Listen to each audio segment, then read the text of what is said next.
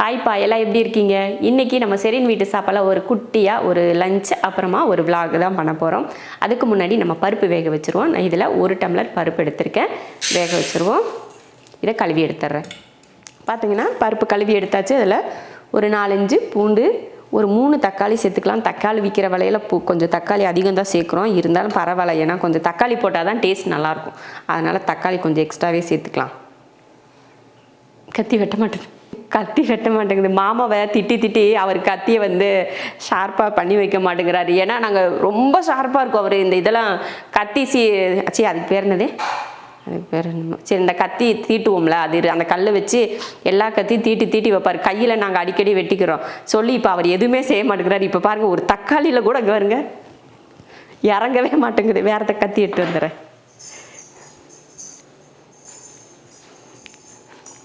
இது ஓரளவுக்கு நல்லா ஷார்ப்பாக தான் இருக்குது. என்ன பண்ண போகிறோம் அப்படின்னு சொல்லிட்டு நான் இன்னும் சொல்லலை. பருப்பு மட்டும்தான் வேக வைக்க போகிறோம். வேக வச்சுட்டு அதுக்கப்புறமா நான் சொல்கிறேன் என்ன பண்ண போகிறேன் அப்படின்னு. பக்கத்து வீட்டுக்குள்ளேலாம் வண்டி சவுண்டு ஓவர். நம்ம இந்த ஏரியாவுக்கு குடி வந்தோம் பார்த்திங்களா, அந்த டைம்லலாம் அவ்வளோ ஒரு சைலண்ட்டு, ஒரு சத்தம் கேட்காது, அமைதியாக இருக்கும். ஏரியாவே அமைதியாக இருக்கும். ரொம்ப நல்லாயிருக்கும். இந்த குருவி கத்துறது, மயில் கத்துறது, இந்த மாதிரி கிளி கத்துறது, இந்த மாதிரி சத்தம் மட்டும்தான் கேட்கும். இப்போ பார்த்தீங்கன்னா வண்டி சத்தத்தை தவிர எதுவும் கேட்க மாட்டேங்குது. நீங்கள் நிறைய வீடியோவில் கூட சொல்லியிருப்பீங்க, மயில் கத்துது, கிளி கத்துது, எங்கே இருக்கீங்கன்னு கூட நிறைய வீடியோவில் கேட்பீங்கள்ல. இப்போ அந்த கத்துறதெல்லாம் இல்லை. போதுமா தக்காளி? சரி இருக்கும், போடு. கொஞ்சம் மஞ்சள் தூள், ஒரு 2 ஸ்பூன் எண்ணெய். இப்போ தண்ணி ஊற்றிடலாம். நல்லா பருப்பு முங்குற அளவுக்கு தண்ணி ஊற்றி வேக வச்சிடலாம். குக்கர் மூடி போடுறதுக்கு முன்னாடி அடுப்பில் வச்சு நல்லா ஒரே ஒரு கொதி விட்டு நல்லா கொதிக்க ஆரம்பித்ததுக்கப்புறமா நம்ம மூடி போட்டோம்னா பொங்கி வந்து வெளியில் அடுப்பில் வந்து கொட்டாது. அதனால் கொதித்ததுக்கப்புறமா மூடி போட்டுக்கலாம். கொதிக்க ஆரம்பிச்சிருச்சு. இப்போ குக்கர் மூடி போட்டு விசில் போட்டுடலாம். பருப்பு வந்து வேக வச்சாச்சு. இப்போ நம்ம என்ன பண்ண போகிறோன்றதை இப்போ தான் நான் சொல்ல போகிறேன். இப்போ நம்ம வீட்டுக்குள்ளே, இப்போ நம்ம வெளியில் போக போகிறோம். நம்ம வீட்டுக்கு வெளியில் நம்ம செடியெல்லாம் வச்சுருக்கேன். அந்த செடியில் என்னெல்லாம் இருக்குது அப்படின்னு சொல்லிட்டு உங்களுக்கு காட்டிட்டு அப்புறமா கொஞ்சம் முருங்கைக்கீரை பறிச்சுட்டு வர போகிறேன். முருங்கைக்கீரை சாம்பாரை தான் பண்ண போகிறேன். வாங்க நம்ம போய் நம்ம வீட்டு பக்கத்தில் என்ன செடியெல்லாம் வச்சுருக்கோம், என்ன பண்ணியிருக்கோம் அப்படின்னு சொல்லி உங்களுக்கு காட்டுறேன். வாங்க போகலாம்.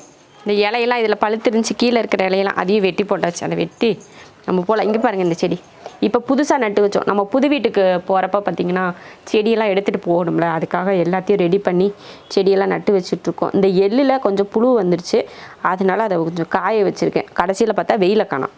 இது வந்து நம்ம ரோஜா செடி. ஆனால் ரோஜா செடி மாதிரி பூ பூக்கிறது நல்லா இல்லை. அது வந்து நம்ம கருவேப்பிலை வந்து அப்பப்போ வந்து நான் உடச்சி எடுத்துடுவேன். உடச்சி எடுத்ததுக்கப்புறம் இப்போ தளைஞ்சிட்ருக்கு. இங்கே ஒரு கருவேப்பிலை வச்சுருக்கேன், நான் அங்கே ஒரு கருவேப்பிலை வச்சுருக்கேன். அப்பப்போ மாதத்துக்கு ஒருக்க இங்கெல்லாம் செடியெல்லாம் வளர்ந்துருச்சுன்னு சொன்னால் அந்த பாட்டியவங்க 2-3 பேர் வருவாங்க. அந்த மாதிரி எல்லாம் களை எடுத்து விட்டுட்டு போவாங்க.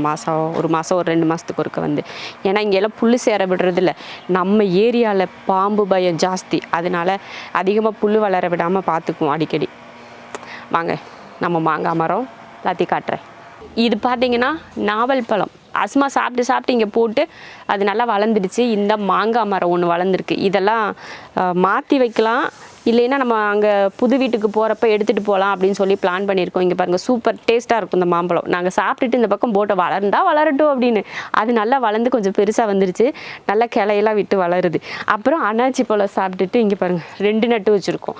அது வளர்கிறதுக்கு ரொம்ப வருஷங்கள் ஆகுமாமே. அதனால் 2 இருக்குது. அது நல்லா தளைஞ்சிக்கிட்டு இருக்குது. நல்லா இருந்தால் உள்ளே இருந்தெல்லாம் வருது. நமக்கு ஒரு பைனாப்பிள் வந்ததுன்னா ஜாலியாக சாப்பிட்லாம்ல நம்ம வீட்லேயே. அப்புறம் தான் சொன்னேன் மாமாட்ட, இதை எடுத்து தொட்டியில் வச்சுக்கிட்டோம்னா நம்ம போகிறப்ப தூக்கிட்டு போயிடலாம்லன்னு சொல்லியிருக்கேன் இதையே. அப்புறம் இதே போல் பேரிச்சம்பழம் போட்டு பார்த்திங்கன்னா 3 பேரிச்சம்பழம் மரம் வளர்ந்துருக்கு. பார்த்திங்களா எப்படி நம்மளும் பேரிச்சம்பழம் வளர்க்குறோம்.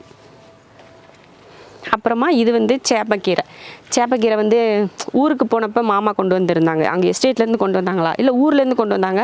அப்புறம் தூதுவளை வேணும்னா பார்த்திங்கன்னா எவ்வளோ அடர்த்தி, அந்த நல்ல கொடி போல் தான் படர்ந்துக்கிட்டு இருந்துச்சு. அதை மேலே போகிற கொடியை வந்து நடுவில் கட் பண்ணதுக்கப்புறம் சிம்பாக வந்து அது அப்படியே ஒரு கொத்து செடி மாதிரி அப்படியே வளர்ந்துருச்சு. இங்கே பாருங்கள், நம்ம முருங்கை மரம் நல்லா பெருசாக வளர்ந்துருச்சு. குட்டியாதே வளரடணும்னு. ஐயோ கம்பளி பூச்சி, ஐயோ நம்ம மரத்தில் கம்பளி பூச்சி. இன்றைக்கி ஒரு நாள் தான் இந்த மரத்துக்கு. நாளைக்கு இதை வெட்டி போட்டுடலான்னு இருக்கோம். ஏன்னா ஜன்னலை ஒட்டி இருக்கிறதால வீட்டுக்குள்ளேலாம் பூந்துச்சுன்னா அவ்வளோதான். அசுமாலாம் இந்த கம்பளி பூச்சியை பார்த்தா நான் அவ்வளோ தூரத்துக்கு ஓடுவா. இப்போ இதை கொஞ்சம் மட்டும் எடுத்துக்கலாம்.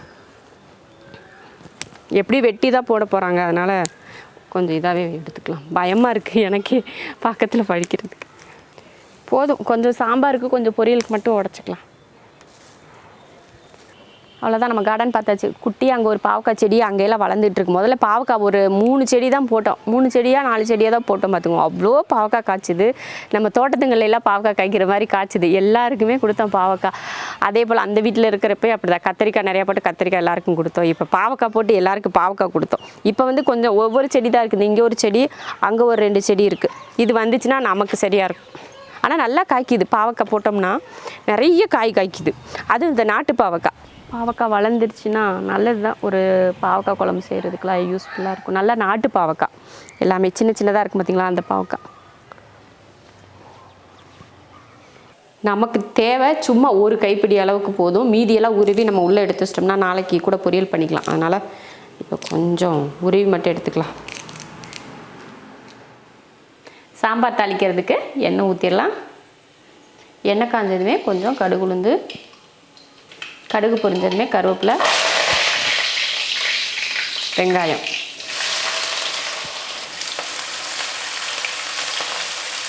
பார்த்திங்கன்னா பருப்பு வந்து நல்லா வெந்திருக்கு பாருங்கள். இப்போ இதை கடைஞ்சிடலாம். தக்காளியெல்லாம் இதிலேயே போட்டு வேக வச்சுட்டேன் இல்லையா, அதனால் நம்ம வதக்கிறப்போ தக்காளி போட தேவையில்லை. வெங்காயம் ஓரளவுக்கு வதங்கிடுச்சு. பருப்பு ஊற்றிடலாம். கொஞ்சம் சாம்பார் தூள் சேர்த்துக்கலாம். ஒரு 2 ஸ்பூன். அவ்வளோதான், போட்டாச்சு. இப்போ இதில் நம்ம கீரை சேர்த்துக்கலாம். நான் பார்த்திங்கன்னா நம்ம கையில் இந்த மாதிரி ஒரு கைப்பிடி அளவுக்கு கீரை தான் எடுத்திருக்கேன். இதையும் சேர்த்துடலாம். தேவையான உப்பு.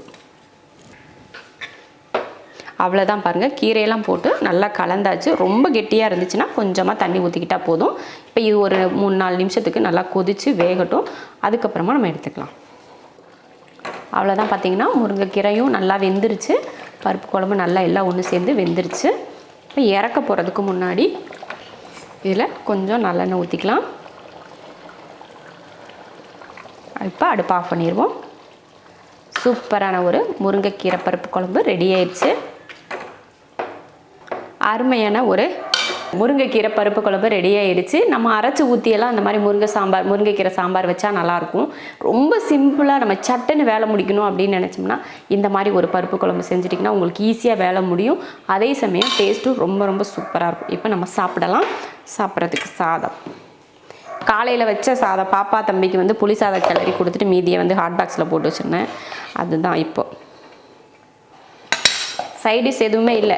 ஏதாவது மிச்சர் சேவ் இருக்கும் இல்லையா, அதை வச்சு நான் சாப்பிட்டுக்கலான் இருக்கேன். மாமா வந்தாங்கன்னா முட்டை சாப்பிட மாட்டாங்க மாமா. பாப்பா தான் முட்டை சாப்பிடுவா. அவங்களுக்கு எதுனா பண்ணிக்கலாம். அவங்கள்ட்டையும் சொல்லிட்டோம்னா அவங்களுமே கொஞ்சம் மிச்சர் சேவ் வச்சு சாப்பிட்டுக்கிட்டோம். சும்மாலாம் பொரியல் பண்ண முடியாதுன்னு சொல்லி விட்டுறலாம். அதனால் அவ்வளோதான். சூப்பராக இருக்குது. பார்க்குறதுக்கு ரொம்ப நல்லாயிருக்கு. ரொம்ப கெட்டியாக இருந்தால் தான் இந்த மாதிரி கீரை சாம்பார்லாம் ரொம்ப நல்லாயிருக்கும். இந்த பருப்போடு சேர்த்து இந்த கீரையை சாப்பிட்றப்போ சூப்பராக இருக்கும். அப்படியே உங்களுக்கு தேவைப்பட்டேன்னா மேலே நல்லெண்ணெய் இல்லைன்னா நெய் எதுனா உங்களுக்கு விருப்பப்பட்டால் நீங்கள் ஊற்றி சாப்பிடுங்க. சூப்பராக இருக்கும். இப்போ வந்து நான் சாப்பிட போகிறேன். அவ்வளோதான். இதோட இந்த வீடியோ முடிஞ்சிருச்சு. பிடிச்சிருந்தா லைக் பண்ணிவிட்டு ஷேர் பண்ணிவிட்டு இதே போல் நீங்கள் vlog மாதிரி வீடியோ போடுங்க அப்படின்னு சொன்னிங்கன்னா கண்டினியூவாக இதே போல், இல்லை உங்களுக்கு ரெசிபி தான் முக்கியம் அப்படின்னு சொன்னிங்கன்னா சொல்லுங்கள். முன்னாடி போல் எல்லா ரெசிபியுமே மெனுவாகவே போடுறதுக்கு நான் ட்ரை பண்ணுறேன். இதே மெத்தடில் செஞ்சு பார்த்துட்டு எப்படி இருக்குன்னு சொல்லிட்டு கமெண்ட்டில் சொல்லுங்கள். பிடிச்சிருந்தா லைக் பண்ணிவிட்டு ஷேர் பண்ணிவிட்டு நம்ம ஷெரின் வீட்டு சாப்பாடு சேனலை சப்ஸ்கிரைப் பண்ணி பக்கத்தில் இருக்க பெல் ஐக்கானை கிளிக் பண்ணி வச்சுக்கோங்க.